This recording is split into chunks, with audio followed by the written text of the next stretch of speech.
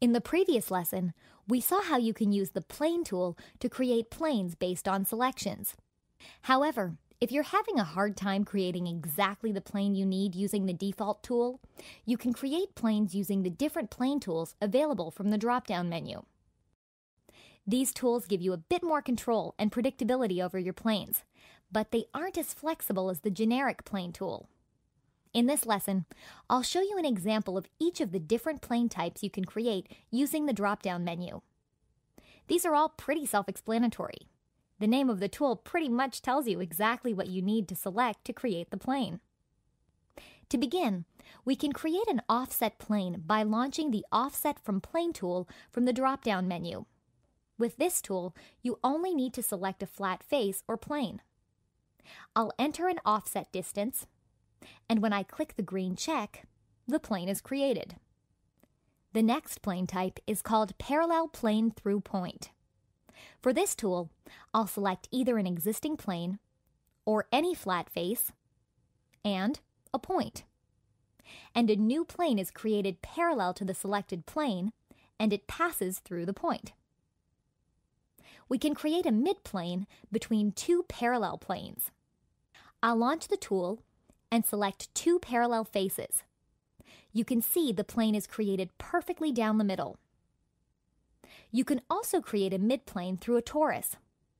You might not use this option that often, but it can be very helpful to have a midplane available if you're trying to constrain a torus in an assembly. The angled plane tool here is very useful. It requires two selections, a plane or face, and an edge. Once you've made the selections, a plane is placed on that edge, and you can specify an angle value to rotate the plane around that edge. Then click the green check to create the plane. I use this tool all the time, and you probably will too. You can create a plane by selecting 3 points, and the plane is created by passing through all 3 points. You can also select 2 edges to define a plane. Not all edges will work though, they must be coplanar.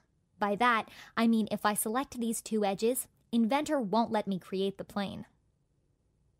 The next set of tools is for creating tangent planes. These are used when you have a curved surface that you want to create a plane on.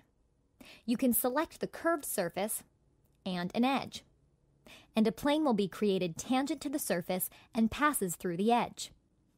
Or you can use a point to create a plane tangent to the surface through the point. The third tangency option lets you select your curved surface and an existing plane, and a plane will be created tangent to the surface and parallel to the plane you've selected. Finally, you can select an edge and a point, and a plane will be created normal to the edge that passes through the point. Or, if you have a curve, you can select the curve and a point. Typically, an endpoint of the curve is used, and you'll create a plane normal to the curve at the point.